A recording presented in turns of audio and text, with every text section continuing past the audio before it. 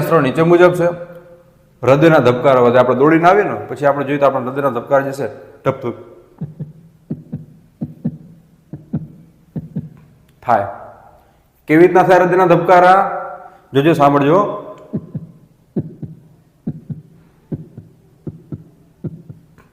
આ રીતે. ઓકે, તો હૃદયના ધબકારા વધી જાય. ત્યાર પછી શ્વાસોશ્વાસનો દર ઝડપી બને.